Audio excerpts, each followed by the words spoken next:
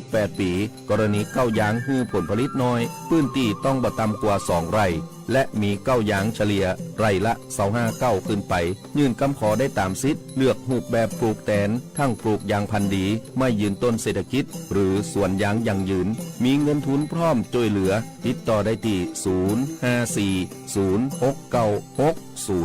0540696605การยางแห่งประเทศไทยจังหวัดแพร่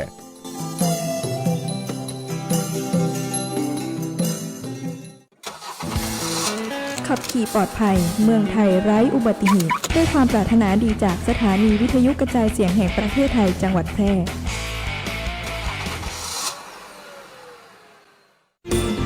วิทยุแห่งประเทศไทยจังหวัดแพร่ 91 เมกะเฮิรตซ์ ให้ความรู้คู่ความสุขที่นี่สถานีวิทยุกระจายเสียงแห่งประเทศไทยจังหวัดแพร่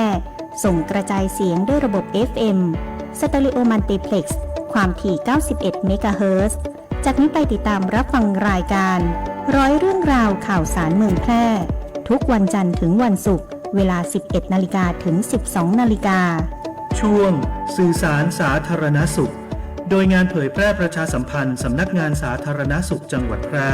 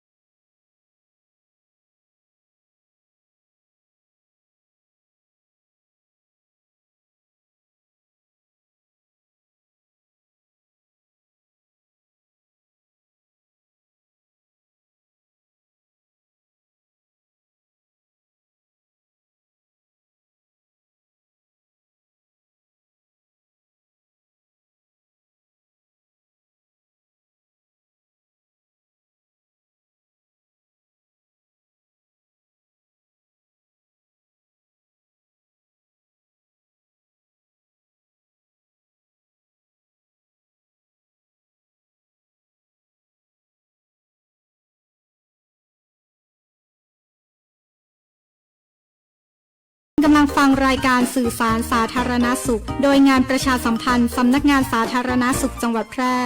ทางสวทแพร่ FM 91 เมกะเฮิรตซ์ สวัสดีค่ะคุณผู้ฟังขอต้อนรับคุณผู้ฟังเข้าสู่ช่วงของรายการร้อยเรื่องราวข่าวสารเมืองแพร่นะคะช่วงสื่อสารสาธารณสุขโดยงานเผยแพร่ประชาสัมพันธ์สำนักงานสาธารณสุขจังหวัดแพร่ค่ะก็อยู่เป็นเพื่อนคุณผู้ฟัง1ชั่วโมงตรงนี้นะคะเป็นประจำในทุกวันศุกร์ค่ะอยู่กับดิฉันพิรุณพรแสงสร้อย1ชั่วโมงก่อนรับประทานข้าวเที่ยงนะคะก็มีข้อมูลข่าวสารสาระสุขภาพจากสำนักงานสาธารณสุขจังหวัดแพร่มาประชาสัมพันธ์นะคะแล้วก็ผลงานเพลงเพราะๆนะมอบให้แฟนรายการในช่วงของการดำเนินรายการนี้นะคะคุณผู้ฟังคะสำหรับการสมัครวิ่งนะคะโครงการแสงนำใจไทยทั้งชาติเดินวิ่งปั่นป้องกันอัมพาตครั้งที่11เฉลิมพระเกียรติเนี่ยทางจังหวัดแพร่นะคะก็เปิดรับสมัครไปจนถึง31สิงหาคม2568นะคะในวันอาทิตย์ที่2พฤศจิกายน2568ก็จะเป็นกิจกรรมนะคะวิ่งพร้อมกันที่กาด3วัยนะคุณผู้ฟังค่าลงทะเบียนสำหรับบุคคลทั่วไป360บาทนะคะเยาวชนอายุ 7-18 ปี240บาทค่ะพร้อมกับรับเสื้อรับบิ๊บนะคะแล้วก็เหรียญที่ระลึกของโครงการป้องกันอุบัติเหตุฟรีนะคะตามเงื่อนไขที่กำหนดนะคะผู้ที่สมัครเข้าร่วมกิจกรรมนะคะได้รับสิทธิ์ลดหย่อนภาษี2เท่านะคะก็ไปสมัครกันได้นะคะสามารถเข้าไปที่หน้าเพจ Facebook ของสำนักงานสาธารณสุขจังหวัดแพร่นะคะก็จะมีลิงก์กิจกรรมให้ได้ติดตามกันนะคะก็ฝากกันด้วยนะคะใครที่ยังมีความสนใจยังไม่ได้สมัครนะคะเปิดรับสมัครไปจนถึง31สิงหาคม2568กับโครงการแสงนำใจไทยทั้งชาติเดินวิ่งปั่นป้องกันอัมพาตครั้งที่11เฉลิมพระเกียรตินะคะในวันอาทิตย์ที่2พฤศจิกายนนะสนามของจังหวัดแพร่อยู่ที่กาด3วัยเทศบาลเมืองแพร่นะคะก็เชิญชวนทุกท่านทุกคนค่ะช่วงหน้าก็มีเรื่องราวพูดคุยกันอยู่นะคะก็ไปฟังผลงานเพลงเพราะๆกันก่อนค่ะแล้วเดี๋ยวกลับมาอยู่กับพิรุณพรแสงสร้อยค่ะ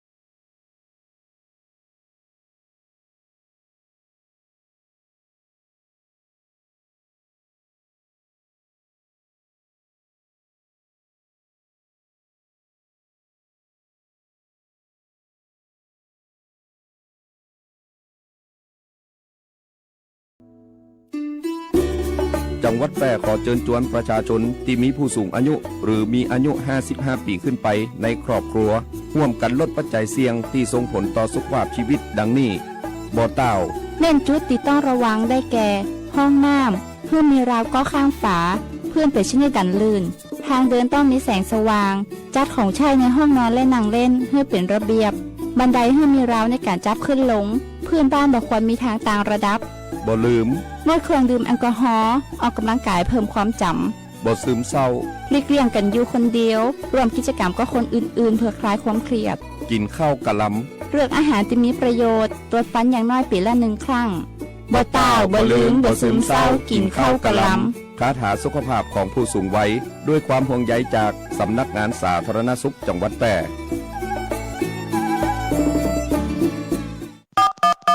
1330 สายด่วนสปสช.สวัสดีค่ะบริการตรวจสิทธิรักษาพยาบาลสิทธิบัตรทองหรือสิทธิ30 บาท1330 สายด่วนสปสช.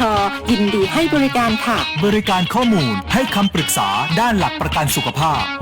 1330 สายด่วนสปสช.รับเรื่องร้องทุกข์ตอบข้อสงสัยคลี่คลายปัญหาโดยสำนักงานหลักประกันสุขภาพแห่งชาติหรือสปสช.ปรึกษาปัญหาสุขภาพนะคะสายด่วนสปสช1330นะคะติดต่อกันได้นะคุณผู้ฟัง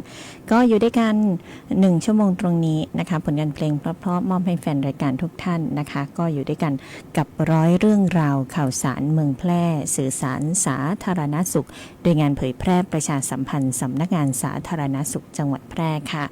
ในช่วงนี้นะคะสำนักงานสาธารณสุขจังหวัดแพร่นะคะโดยนายแพทย์วิรศักดิ์ดำรงพงศ์นายแพทย์สาธารณสุขจังหวัดแพร่ก็ห่วงใยประชาชนชาวแพร่นะคะอยากจะชวนนะคะป้องกันโรคติดต่อนำโดยยุงลายนะคะด้วย3มาตรการที่ย้ำกันอยู่ตลอดนั่นก็คือ3เก็บป้องกัน3โรคนะคะไม่ว่าจะเป็นการป้องกันโรคไข้เลือดออกไข้ปวดข้อยุงลายหรือว่าชิคุนกุนยานะคะแล้วก็โรคติดเชื้อไวรัสซิก้านะคะโดยการเก็บบ้านนะ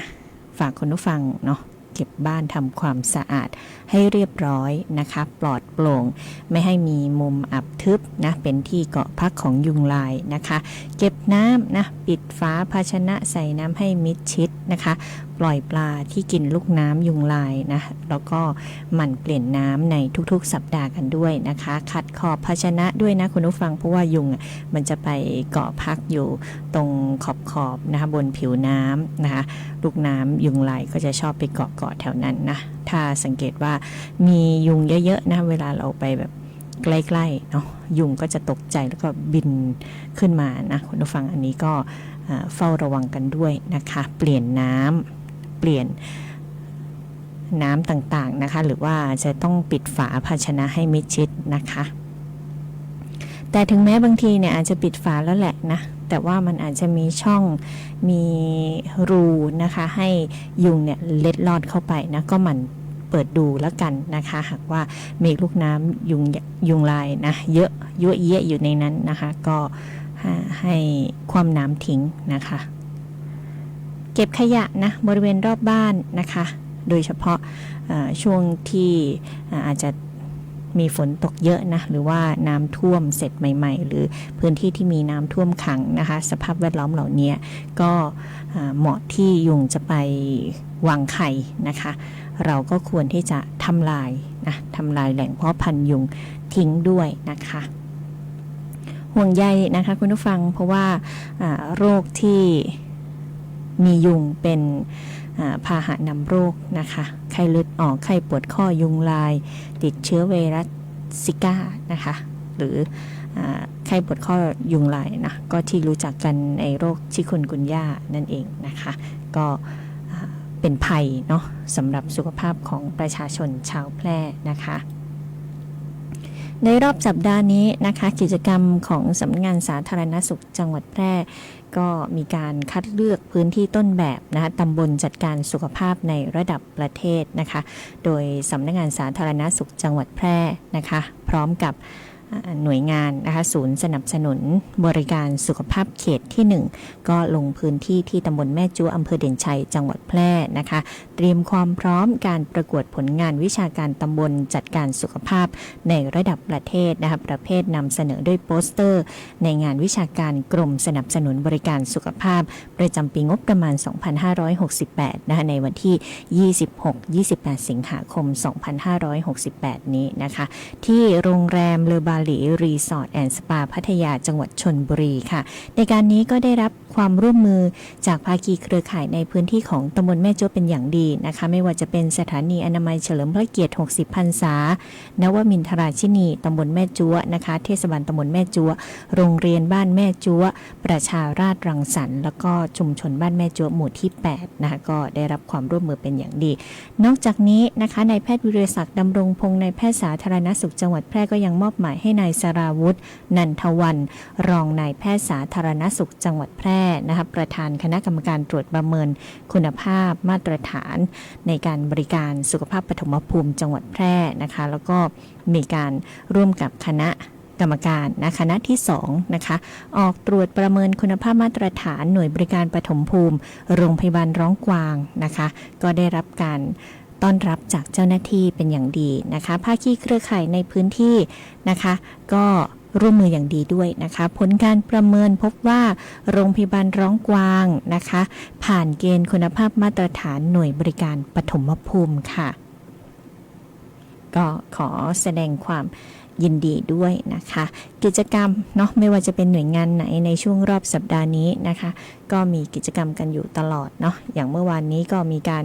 ประชุมนะคะงานมหกรรมของดีจังหวัดแพร่และงานกาชาดประจำปี 2568 ด้วยนะคะในนโยบายเนาะในเรื่องของการอวดของดีบ้านฉันนะคะก็มีการร่วมประชุมของจังหวัดแพร่ไปนะเดี๋ยวได้ข้อสรุปยังไงก็จะมาประชาสัมพันธ์กันอย่างต่อเนื่องนะคะนอกจากนี้นะคะก็ไปออกหน่วยนะบริการสุขภาพปฐมภูมิแล้วก็มีการตรวจด้วยคณะกรรมการคณะที่3นะคะออกตรวจประเมินคุณภาพมาตรฐานหน่วยบริการปฐมภูมิที่โรงพยาบาล2อำเภอ2จังหวัดแพร่อันนี้ก็ได้การต้อนรับจากเจ้าหน้าที่เป็นอย่างดีนะคะโรงพยาบาล2ก็ผ่านเกณฑ์คุณภาพแล้วก็มาตรฐานนะคะผ่านเกณฑ์เช่นกันนะคะก็ต้องมีคณะกรรมการที่ไปออกตรวจแบบนี้นะคะคุณผู้ฟังเพื่อที่จะได้การให้บริการที่ดีต่อประชาชนนะคะนอกจากนี้นะคะเภสัชกรเด่นปัญญานันท์รองในแพทย์สาธารณสุขจังหวัดแพร่ก็ยังไปเป็นประธานนะคะในการ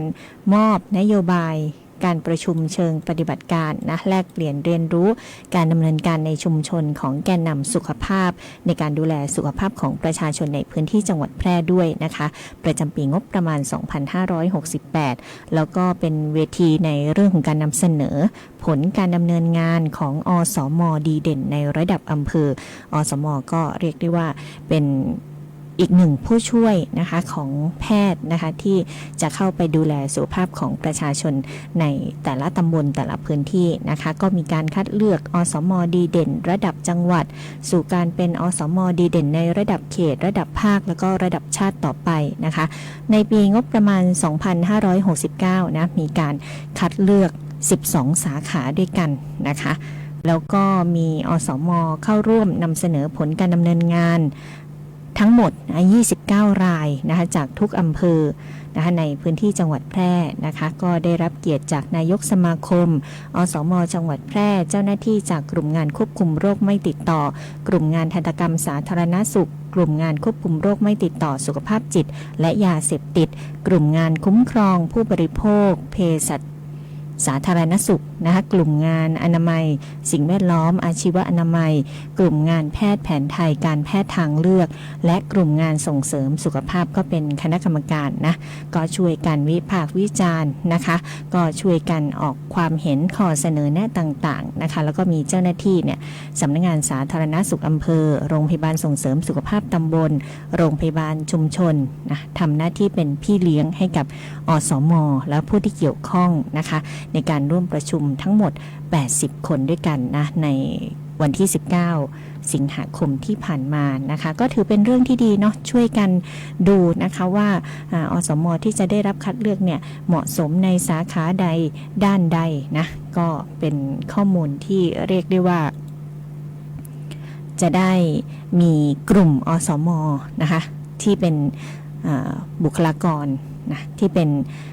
ทีมดีเด่นนะคะที่จะช่วยดูแลสุขภาพของประชาชนในตำบลของตนเองนะคะก็หากว่าได้รับรางวัลนะคะหรือว่าได้รับการคัดเลือกเนาะเดี๋ยวโอกาสต่อไปก็จะได้นำมาประชาสัมพันธ์นะว่ามีท่านไหนบ้างมีใครบ้างนะดีเด่นในเรื่องอะไรนะคะสาขาอะไรนะคะ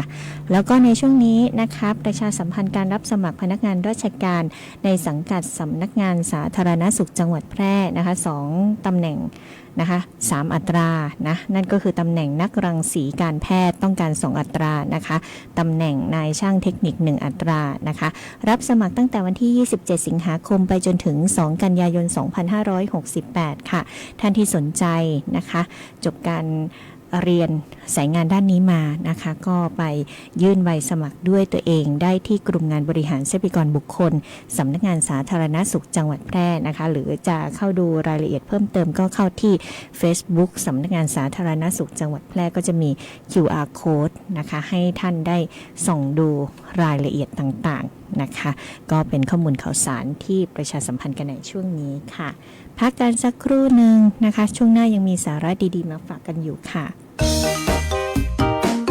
คุณกำลังฟังรายการสื่อสารสาธารณสุขโดยงานประชาสัมพันธ์สำนักงานสาธารณสุขจังหวัดแพร่ทางสวทแพร่ FM 91 เมกะเฮิรตซ์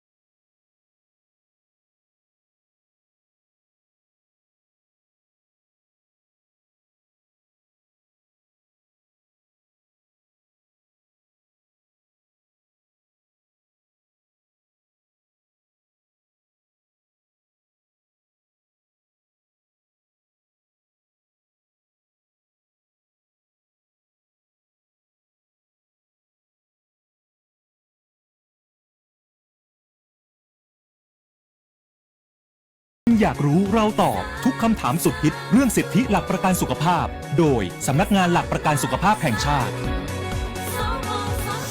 1330 คริสออนไลน์สวัสดีค่ะอยากตรวจสอบว่าตัวเองมีสิทธิหลักประกันสุขภาพหรือเปล่าตรวจสอบได้ที่ไหนบ้างครับการตรวจสอบสิทธิ์ทำได้หลายช่องทางนะคะช่องทางที่ 1 ติดต่อด้วยตัวเองที่สถานีอนามัยโรงพยาบาลของรัฐใกล้บ้านหรือสำนักงานสาธารณสุขจังหวัดสำหรับผู้ที่อาศัยอยู่ในกรุงเทพติดต่อได้ที่สำนักงานเขตค่ะช่องทางที่ 2 โทรสายด่วน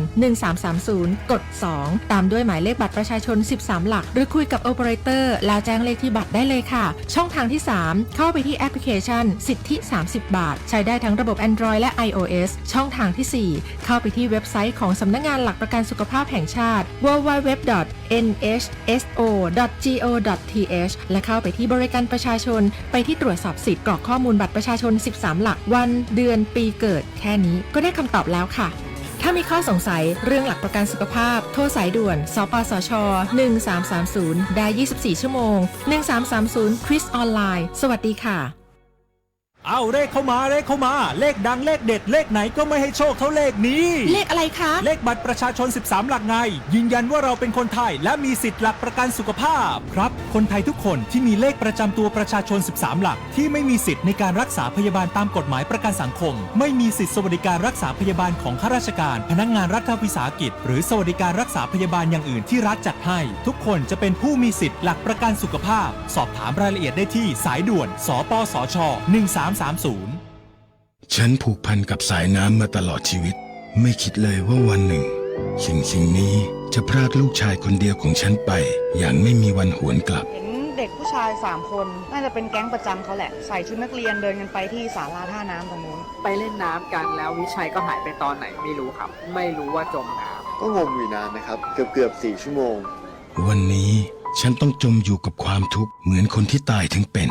ฉันรู้ดีว่าความรู้สึกที่ต้องสูญเสียสิ่งที่รักที่สุดในชีวิตไปมันเป็นยังไง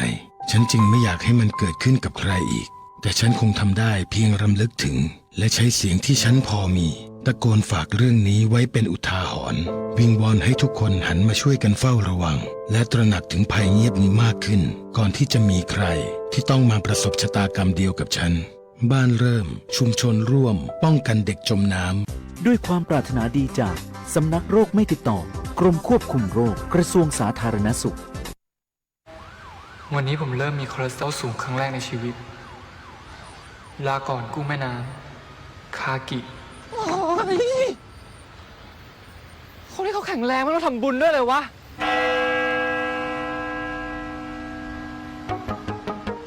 ด้วยการบริจาค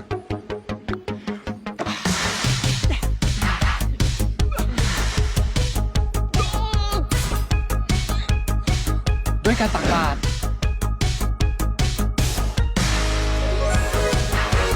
ขอให้สุขภาพแข็งแรงด้วยเถิดโอเมก้า 3 โปรตีนขอให้สุขภาพแข็งแรงขอให้สุขภาพแข็งแรงทำบุญด้วยการบริจาคเลือดสิวะเองแย่นอนเพียงพอ6 ชั่วโมงได้หยุดแอลกอฮอล์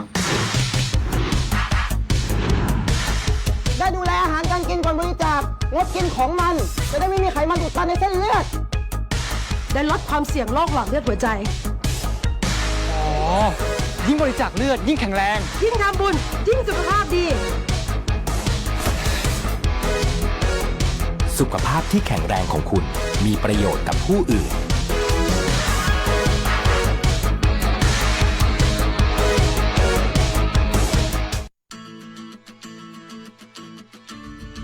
ให้เลือดกิฟต์บลัดให้ชีวิตกิฟต์ไลฟ์ให้เลือดให้ชีวิตกิฟต์บลัดกิฟต์ไลฟ์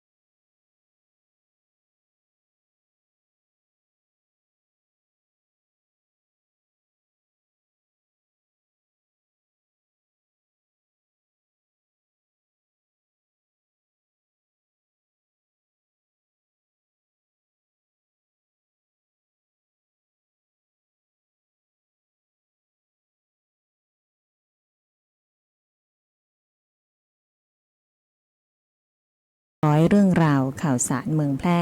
สื่อสารสาธารณสุขโดยงานเผยแพร่ประชาสัมพันธ์สำนักงานสาธารณสุขจังหวัดแพร่ค่ะทักทายพี่สุรีรัตน์คุณอุดรฤทธิชัยนะคะคุณการจนาด้วยนะคะแล้วก็คุณเพนสิรินะก็อยู่เป็นเพื่อนกัน1ชั่วโมงตรงนี้ทางหน้าเพจ Facebook Live นะคะแล้วก็ทักทายแฟนรายการที่ติดตามกันอยู่ทางหน้าปัดวิทยุ FM 91 MHz ด้วยนะคะก็อยู่ด้วยกันเนาะถึงเที่ยงนะคะสำหรับสื่อสารสาธารณสุขนะคะในช่วงท้ายนี้นะคะอยากจะมาฝากถึงเรื่องของที่พักของผู้สูงอายุนะคะที่เสี่ยงหกล้มสูงกว่า2เท่านะเป็นยังไงนะคะข้อมูลข่าวสารนะคะก็จะนำมาพูดคุยนะคะการหกล้มไม่ใช่เรื่องเล็กๆนะคุณผู้ฟังการหกล้มในผู้สูงอายุเนี่ยจะทำให้กระดูกหักนะคะแล้วก็มีการฟื้นตัวที่ยาวนานนะคะแล้วก็เสี่ยงต่อความพิการแล้วก็เสียชีวิตด้วยนะคะเมื่อเทียบกับผู้สูงอายุที่อาศัยอยู่ในชุมชนทั่วไปนะคะที่พักของผู้สูงอายุที่เสี่ยงหกล้มนะคะที่มีสูงถึงกว่าคนทั่วไป2เท่านะคะประเทศไทยก็ถือว่าเป็นสังคมผู้สูงอายุแบบสมบูรณ์แบบนะคะโดยมีสัดส่วนของผู้สูงอายุอยู่ที่20%หรือว่า12ล้านคนนะคะ1ใน3ของผู้สูงอายุหรือ4ล้านคนเนี่ยหกล้มทุกปีนะคะก็มีสภาพแวดล้อมนะคะที่ควรจะจัดให้ผู้สูงอายุอยู่นะคะอย่างปลอดภัยนะคะนั่นก็คือแสงสว่างเนาะพื้นไม่ลื่นนะคะแล้วก็ราวจับเนาะก็มีความปลอดภัยนะคะเพราะว่าผู้สูงอายุอย่างบางท่านนะคะก็ยังเดินได้นะคะก็ยังเคลื่อนไหวร่างกายได้อยู่นะคะก็บางทีอาจจะออกกำลังกายนะคะ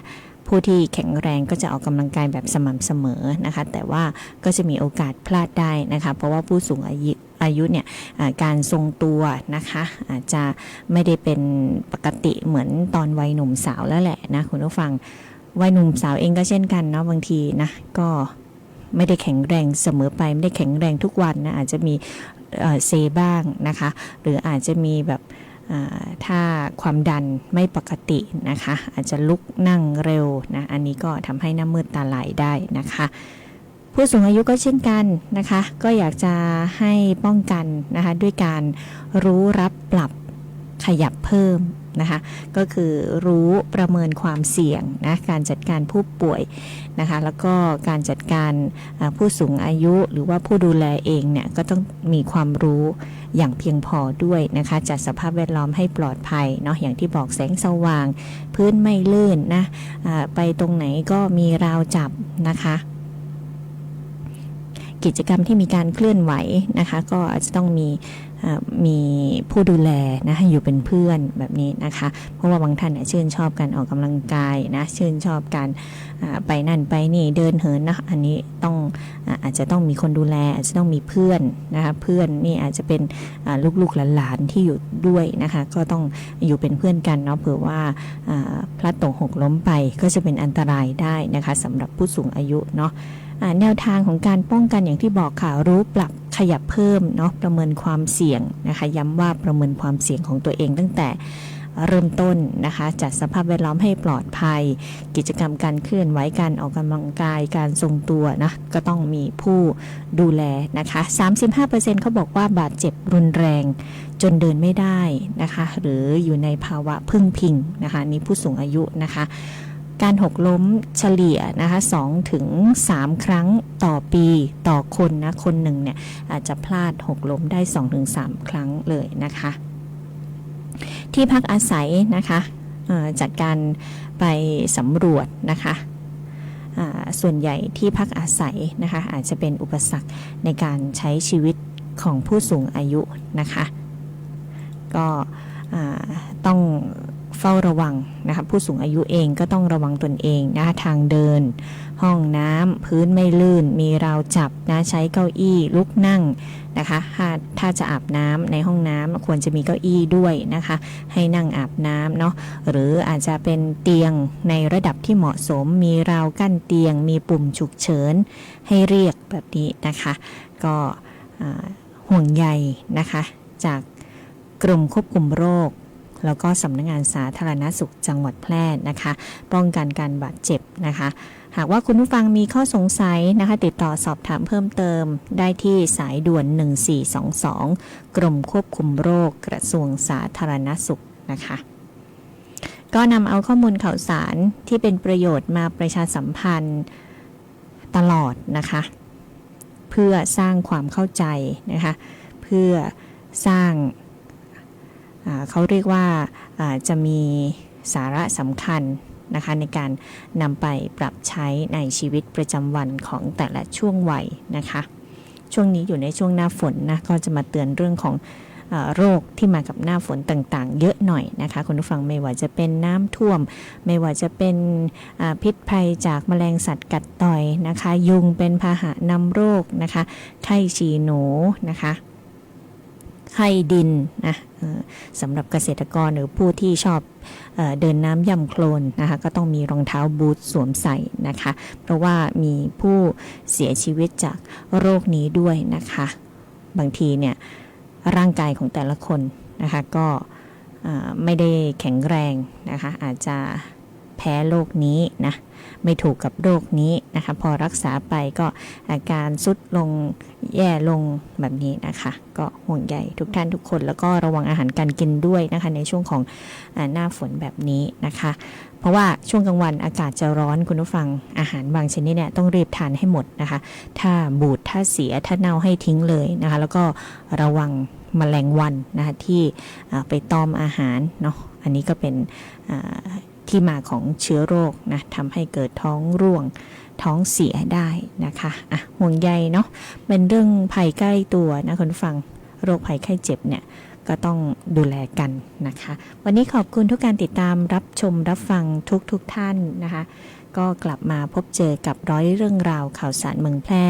ช่วงสื่อสารสาธารณสุขได้ใหม่เป็นประจำในทุกวันศุกร์นะคะวันนี้ดิฉันพิรุณพรแสงสร้อยก็ต้องนำรายการจากลาคุณผู้ฟังไปแล้วนะคะพบเจอกันใหม่ครั้งต่อไปสวัสดีค่ะคุณกำลังฟังรายการสื่อสารสาธารณสุขโดยงานประชาสัมพันธ์สำนักงานสาธารณสุขจังหวัดแพร่ทางสวทแพร่ FM 91 MHz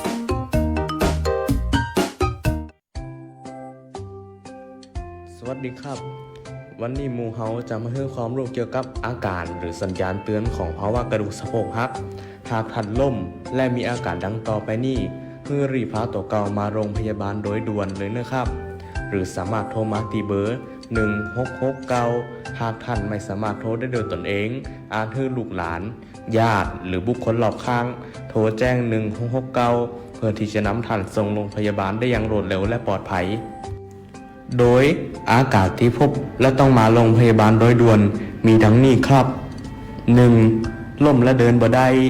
2. ปวดข้อสะโพก 3. ขาหดสั้นผิดรูปหรือขาแบะออกหากพบอาการดังกล่าวเพื่อโทรเลยนะครับ1669ครับสายด่วน1669พร้อมให้บริการตลอด24ชั่วโมงโดยทีมบุคลากรที่ได้รับการฝึกอบรมการช่วยเหลือผู้ป่วย